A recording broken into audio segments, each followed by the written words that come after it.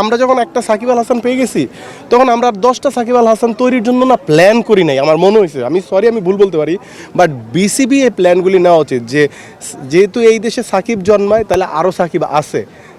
ওই আর্জেন্টিনায় যখন ম্যারাডোনা জন্মাইছে, মেসিও কিন্তু জন্মাইছে, রোনালদিনহো যখন জন্মাইছে, আবার ওইখানে দেখেন নেইমারও জন্মাইছে।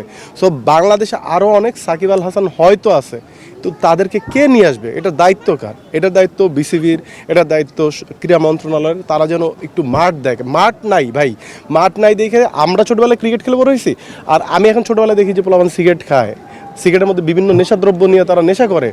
এই যে করে, এই ধ্বংস কি শুধু ওই ছেলেদের দায়?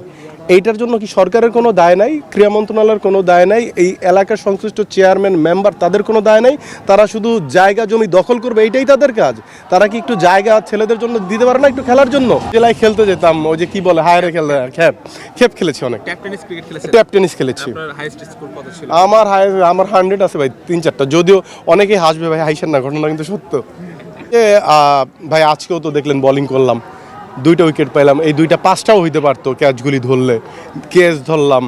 এরপরে এই যে কালকে যে ইনিংস খেলাম 6-4 সবই তো মারলাম।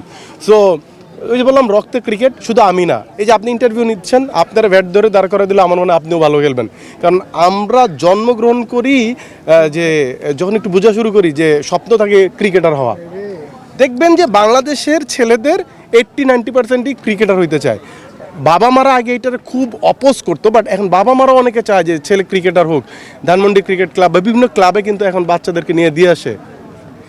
আমি এই দিকে ওই যে বললাম না, সাকিব ভাই একটা যে ক্রিকেট একাডেমি করছে, মাস্কো সাকিব, এইরকম এইটা কেন মাস্কো সাকিব শুধু সাকিব ভাই করতে হবে কেন? তাহলে বিসিবির কাজটা কি? গভর্নমেন্টের কাজ কি? প্রতিযোগিতা হোক না ভাই। কারণ এইরকম মাশরাফি, এইরকম ধরেন লিটন দাস, এরকম যত বেরোবে, যত কম্পিটিশন হবে, বাংলাদেশের ক্রিকেট তত দূর আগে যাবে। ভাই আমরা জাতি হিসাবে একটু কেমন আছি সবাই? ধরেন এমন বহুদিন হয়েছে টেলিভিশনের সামনে দিয়ে কান ধরে টোবা পড়ছি, আর কোনোদিন ক্রিকেট খেলা দেখবো না, এই শেষ, এই জীবনে কোনো দিন দেখবো না। 4-5 জন সাক্ষী রাখছি যে আমার সামনে যদি কোনদিন আবার খেলা দেখো, আমি বাংলাদেশের খেলা দেখতে আসি, ঘাড় ধরে বের করে দিও, এত টাকা বাজি। তো পরের দিন, জাস্ট ইমিডিয়েট পরের দিন বাংলাদেশের খেলা, ওই 5-6 জন বসে খেলা দেখতেছে, আমি কিন্তু দরজার আড়াল থেকে এইভাবে দেখতেছি। এটা শুধু আমি না, এইটা এই যে ভাই মিলান আপনার সাথে ঘটছে না এই ঘটনা, আপনিও করছেন না? করছে, দেখেন কমেন্টসে কজন লিখতেছে, ওরাও করছে। সো এটা হচ্ছে আমাদের বাংলাদেশের প্রতি আবেগ। আমি যে লুকায় দেখতেছি, আমি অপমানিত হচ্ছি না, আমি লজ্জাবোধ করতেছি না। যদি ভালো খেলে, এই যদির জায়গাটা থেকে আমাদের ক্রিকেটার ভাইয়েরা, আমাদের এই যদিটাকে আপনারা একটু সম্মান দিয়েন। আপনারা আমাদেরকে এই যদিকে সম্মান দিয়েন। আপনি লিটন দাস, আপনি মিরাজ ভাই, আপনি মুশফিক ভাই, যেই হন না কেন, আপনি ন্যাশনাল টিমে খেলেন দেখেই আজকে আমরা আপনাদের সবাইকে মাথায় করে রাখতেছি। আমার মতো রাশেদ সীমান্ত, আপনার মতো এরকম মিরাজ ভাই, 1000 কোটি আছে বাংলাদেশে, তাদেরকে কিন্তু কেন মাথায় তুলতেছে না? কারণ তারা বাংলাদেশ ন্যাশনাল ক্রিকেট টিমের প্রতিনিধিত্ব করে না। সো ভাই আপনারা আমাদের এই চাহিদা, এই ভালোবাসাটা সম্মানটুকু রাখেন।